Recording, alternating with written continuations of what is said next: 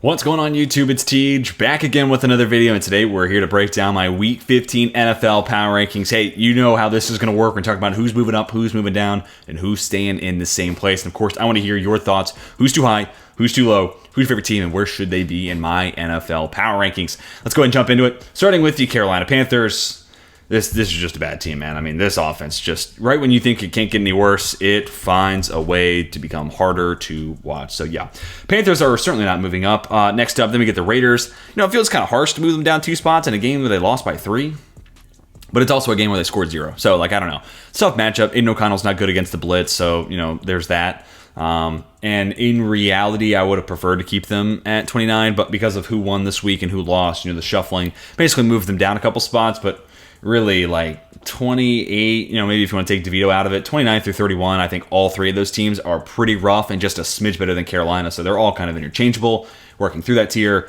Patriots are upper spot. They embarrassed my Pittsburgh Steelers. I mean, geez Louise. Leave it to Pittsburgh secondary to make Bailey Zappi look like the second coming of Brady. And for Juju Smith-Schuster to remember how to almost have 100 yards in a game. Like, again, leave it to Pittsburgh's defense. I think this is kind of an aberration, wash in the pan. Good for New England. They still hold the number 2 pick. That's really the biggest win here is they got a W, but still didn't weaken their draft position. So good on New England for that. The Commanders down 2 spots. I mean, they're a bad team. And I know they were on bye this week, but you know, Titans get a win, Jets get a win. You know, a lot of shuffling basically moves them down.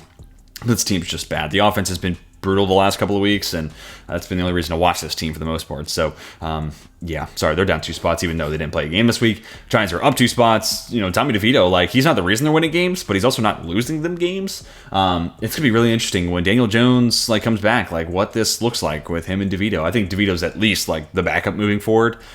He's a super cheap one at that. But, like, it's going to be interesting to see how the city kind of handles that quarterback matchup.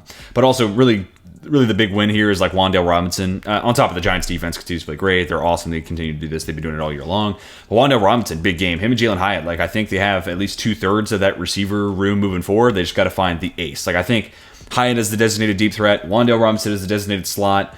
You know, once you get, you know, a Rome Odunze, a Malik Neighbors, someone like that, an alpha in the room, those 2 guys fall perfectly into place, and then that receiver room is really well set for the future, and maybe could even elevate someone like a Daniel Jones if they head in that direction long term. Titans up a spot, man. Someone who had Will Levis as QB2, I don't want to like take too many like victory laps just yet, just because there's still a lot of football to be had in his career and a lot of room for me to still be wrong on him. But man, that was like an inspiring comeback, man. And like you can see where like he is the guy that dudes want to play for.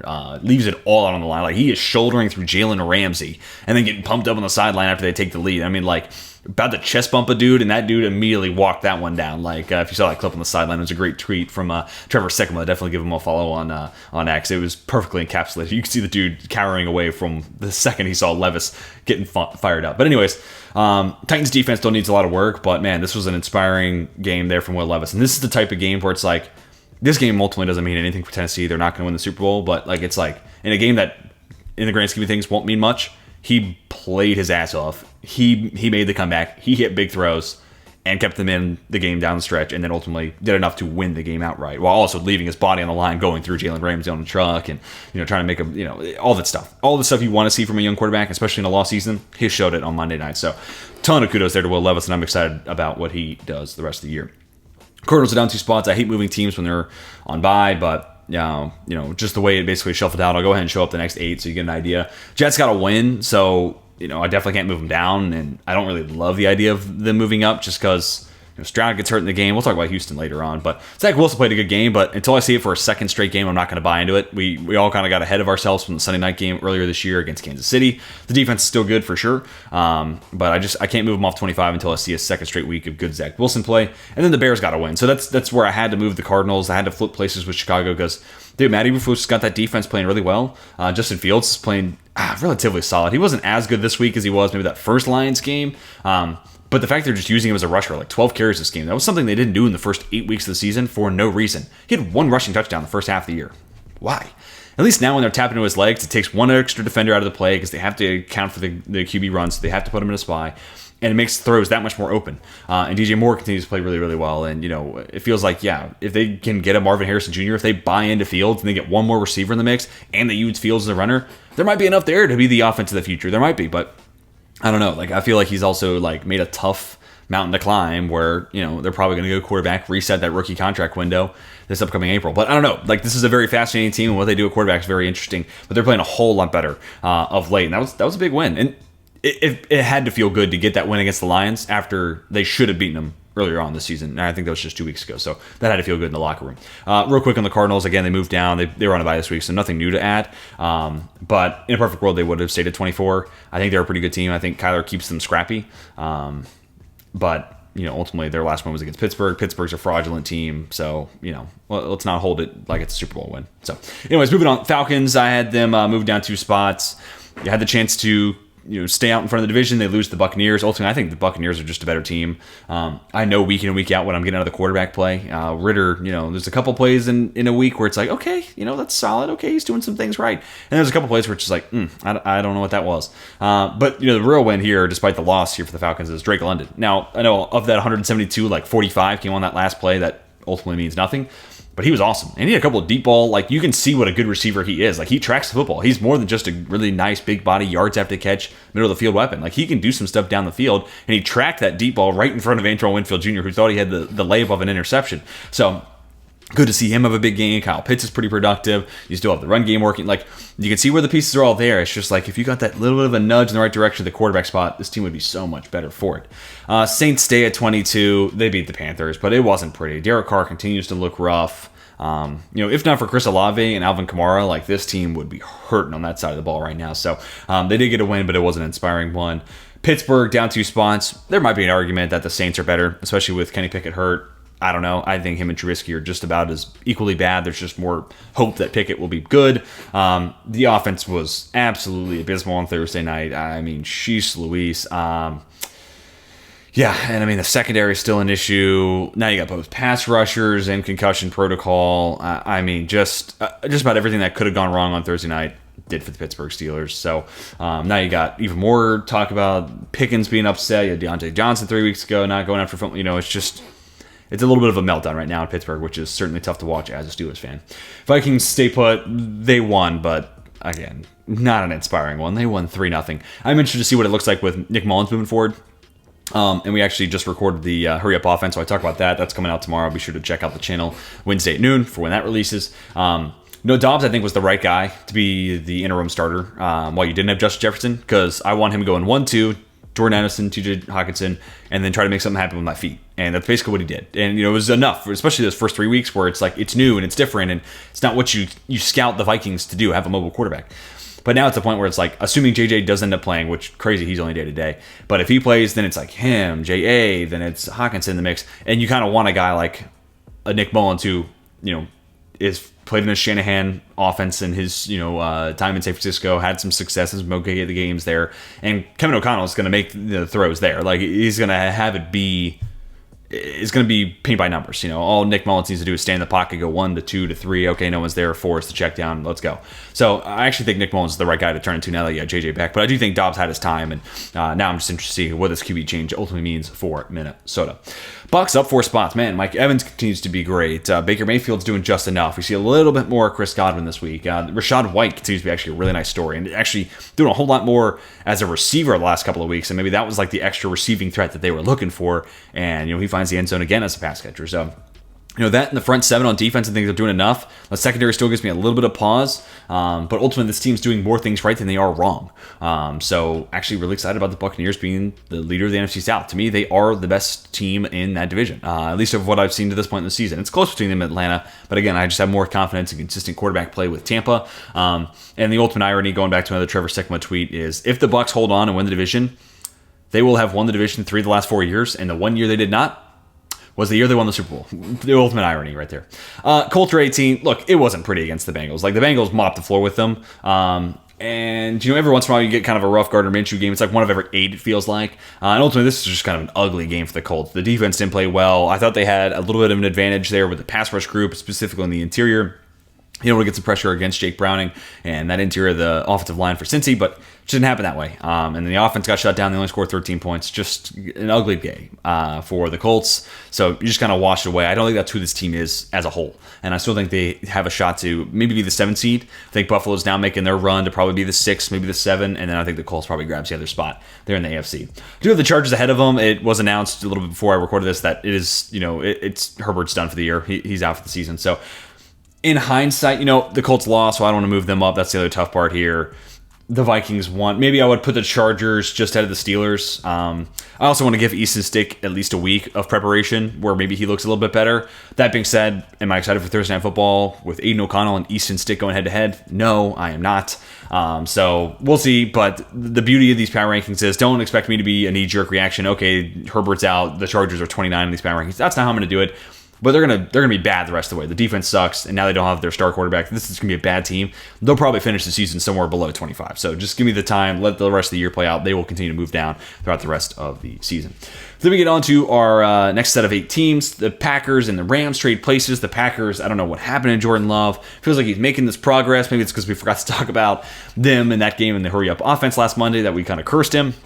Maybe not. But yeah, that first quarter, really that first half just was like a huge step back in the wrong direction for Love, where it felt like his accuracy had really been coming along. I think he played a little bit better in the second half, but it was a little too late. And if not for that Saquon Barkley kind of fumbles, he hits the ground, like this team wouldn't have had the chance to even potentially come back. So, and it would have been great to see Love come through in that opportunity that they probably shouldn't have had. But yeah, ultimately just kind of step backwards for the Packers. And I'm just really starting to get worried about Jair Alexander. Is this guy ever going to play again for the Green Bay Packers? I could see where they move on and part ways this offseason. I'm hearing some stuff where those two sides don't really get along. So the fact that he hasn't come back yet might just be the case the rest of the way for Green Bay. So kind of had 2 hard, pills to swallow there while I analyzed the Packers. Rams up a spot. They did lose, but they went toe-to-toe with who, spoiler alert, is going to be the highest-ranked AFC team in these power rankings. And that kind of felt like a playoff game. It really did. So yeah, the Rams are 6-7, but I think the way Stafford's playing, oh my God, just that dot to Puka Nacua, I think it was in the fourth quarter with like 5 minutes to go, was an absolute drop in the basket. Beautiful throw as he's getting hit too. Like Stafford's playing like he's like 28 right now. Like he's playing in his prime, and it's insane. So as long as Stafford's doing that, I think this is a playoff team. So I'm going to have him somewhere in the top 16 because of that. Bengals up 3 spots. The season might not be lost. Like Jake Browning continues to play good football. Joe Mixon's red hot. 2 weeks ago it's Jamar Chase leading the way. This week it's T. Higgins, and they also get Tanner Hudson involved, and it's only 29 receiving yards for Chase. So they're kind of doing it in a variety of ways. The defense played pretty well this week as well. It's always good to see Lou Anarumo kind of get back on track. He's had an up and down season leading that defense. So pretty solid performance. I do think it's a matter of time before the foot hits the shoe hits the floor. And this team kind of hits some regression. Jake Browning in specific hits some regression. Not that he's going to be bad, but he's had like 300 yards 2 weeks ago, like 275 on Sunday. Like he's played really well. And it's only a matter of time before he kind of starts playing more like a backup, I think. So, but good on the Bengals. Like that was a solid win, and they're up to 14 because of it. The Seahawks down a spot, as the Jags. Seattle, man, like they are so much better than a 6-7 team. I stand by it. I think they're one of the 7 best teams in the NFC. They're not nearly as good as the top 3, but they are somewhere in that top 7. But man, oh man, DK Metcalf kind of felt like after the week he had against Dallas, he wanted to pick that up. Ultimately didn't. Gets into a shot, like kind of a tough scene there. Drew Lock, ultimately, I think, plays pretty well. And Seattle stays in this one. Like, they continue to battle, but it just, it's kind of one of those weird games where, you play a generally pretty good game, but the other team on the other side is just so much better and so much more talented than you, especially when you're on your backup quarterback, that there's just not much you can do. So I don't think the Seahawks played a generally bad game, but with the backup, I think Locke exceeded my expectations. Like, I wasn't disappointed with the Seahawks, but the result obviously is disappointing. So it's just another week where it's really hard to analyze the Seahawks. What, a 4-game losing streak? Man, and I think they played generally pretty good in most of those games. Other than the first 49ers loss, I think they played pretty good in a lot of those losses. Jags down a spot. It was inspiring to see Trevor Lawrence even in this game. Like, I think that's impressive. And they went toe-to-toe. Like, they battled the Browns, but ultimately I just think, Joe Flacco and the Browns just found enough plays. And, I think these are two teams that deserve to be in the playoff picture. It's just going to be interesting to see how the Jags respond moving forward. So, big game on Sunday Night Football. Like, this spotlight's on you. Like, how do you respond to these 2 straight losses? Like, this is going to be really, really interesting moving forward. Because I think they played it was kind of like Seattle. It's like they played a game good enough to win. Like, I think they played a winnable game of football. It's just the other side played a little bit better. And now starting to get a little worried about this Jags defense. Like the secondary is just starting to get a little abused, which wasn't the case the first half of the year. Maybe a little bit more present the last 2 weeks. So I want to see, that cornerback room in specific get back on track next week. Broncos stay put. I'm still encouraged by where this Denver team is at. Jaquan McMillan continues to just be awesome. But that being said, they beat a Chargers team that was mostly without Justin Herbert, so I don't want to get carried away. And I like the Texans. The Texans just beat them a few weeks ago, too, so let that be your tiebreaker. Texans down a spot. CJ Stroud. We'll see what happens with the concussion protocol. I really like the line, them against the Jets. I thought they could have pulled away, but ultimately the Jets defense just stymied that Houston offense. I don't think that'll happen 2 weeks in a row. I like them a lot this upcoming week against Tennessee. Again, depending on what happens with CJ Stroud here. So I think this team's going to get back on track. Still generally like a lot of what's there. Just think this was a little bit of a down week for the Texans. Browns up 4 spots. Bit of a shootout. The defense did give up, 27 points in that one, but Joe Flacco is still playing really well. I mean, a lot of people have already passed the stat around, but the Browns as a team have 3 games where a quarterback has multiple passing touchdowns, and Joe Flacco has 2 of those 3. That's crazy. So they're making do. And this was really a big David Njoku game, which was interesting because Devin Lloyd's played pretty well this year. And Njoku's not a sharp route runner. He's just a really good athlete. But a big game from him, enough from Amari Cooper, enough from the run game where they just they pieced it along. And Kevin Stefanski also, I think, called a really solid game, partnered up with Joe Flacco. So encouraged by the Browns, and I think generally that defense will get back on track. The last couple of weeks, though, feels like they've had a little bit of a snag in the road.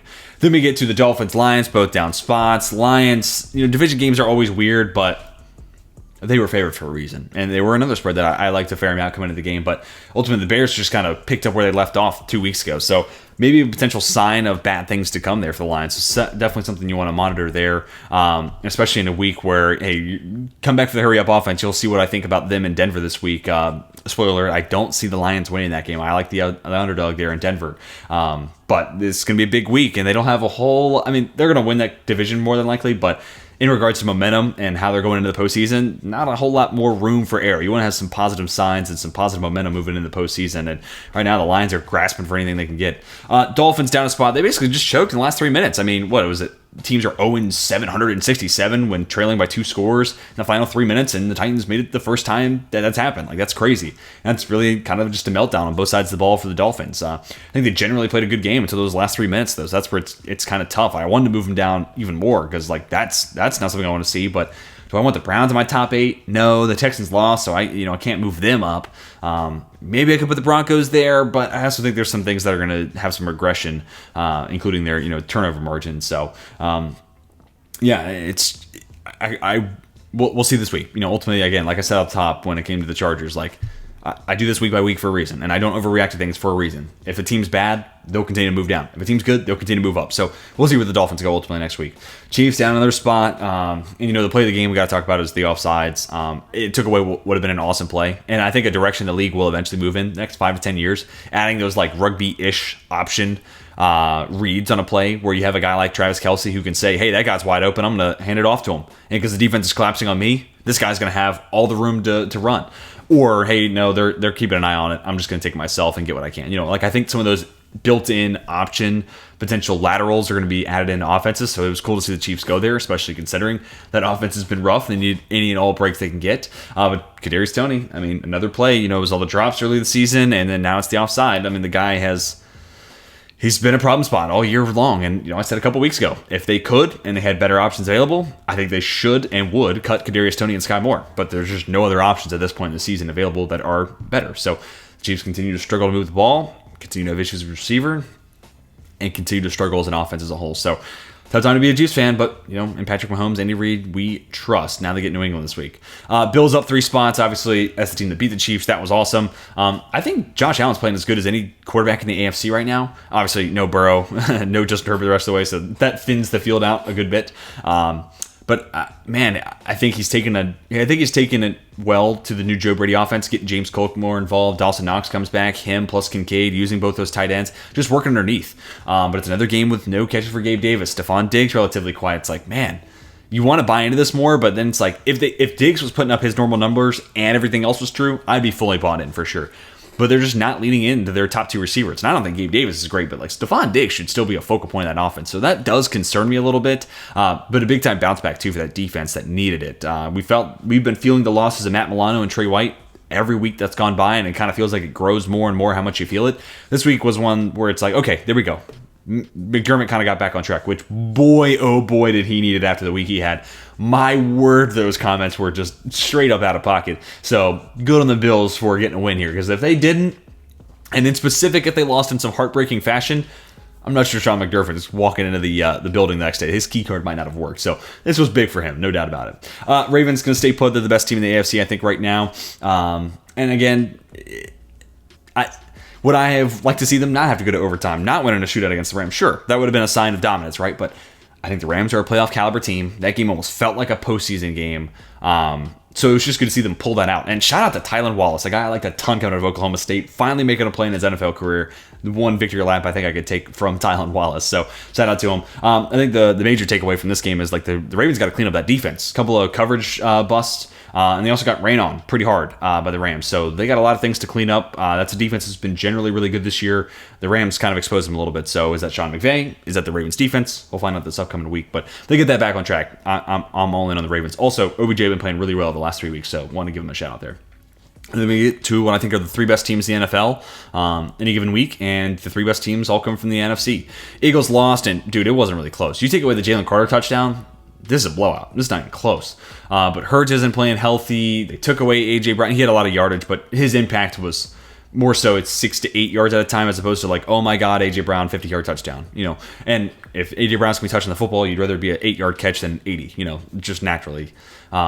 And ultimately, I think Dallas just played the better game. Like, the offense was more crisp, the defense played more clean, and really that Philadelphia secondary, like, that's going to be the difference if they make it to the Super Bowl or not. Like, if that secondary picks it up, they got a chance to get back there. If they don't, and those old guys continue to struggle, specifically when they play man coverage, the season's not going to make it to the Super Bowl. Like, they're not going to reach those heights. So, but yeah, I still think generally any given week, they have so many different ways they can win a game, and they have so much depth, and I still love the talent in the trenches that they could beat anybody, including the two teams ahead of them, if they play their absolute best game, and those two teams don't. This was just a week where they definitely didn't play their best, and Dallas played close to one of the best games they could have played that night. So Dak was awesome. CeeDee Lamb, fantastic. Tony Pollard, a big part of the mix as well. And the defense really, really shined. And Stephon Gilmore really was the player that stole the show for me in that game. So ton of credit to Dallas, man. That being said, there were 3 games on the schedule that you circle for Dallas because they're prove-it games. The game against San Francisco and then the 2 against Philadelphia. And of those 3 games, they won the 1 at home. So of those 3, they won the easiest. So I'm not trying to take any air out of the balloons for any Cowboys fans out there, but of the 3 hard games, the 3 like prove-it games, they won the 1 at home against a division rival, where ultimately it's still a series split. So, and it's an unhealthy Philly team. So, we'll see. With that all said, I think San Francisco, by far and away, best team in the NFL right now. The defense, awesome. And Brock Purdy's slinging it, man. And Shanahan's dialed it up. And Trent Williams is healthy. And they're running behind that left side of the offensive line a ton. And Christian McCaffrey looks great. Brandon Ayuk. Deebo Samuel, since coming back of injury. The last 2 weeks, he has been a revelation of that offense. And then teams fall asleep, and George Kittle comes up with a big play. Like, they're clicking. San Francisco's clicking right now, and they look like they're poised for a potential Super Bowl run if they can keep it up. But guys, that's going to do it for my Week 15 NFL Power Rankings. Tell me what you think down below in the comment section. Who's too high? Who's too low? Who's your favorite team? And where should they be in these Power Rankings? Love to hear your thoughts, and of course, want to talk some ball with you down below in the comment section. Hope you all have a fantastic rest of your day. And until next time, my name is Teach, and I am signing off.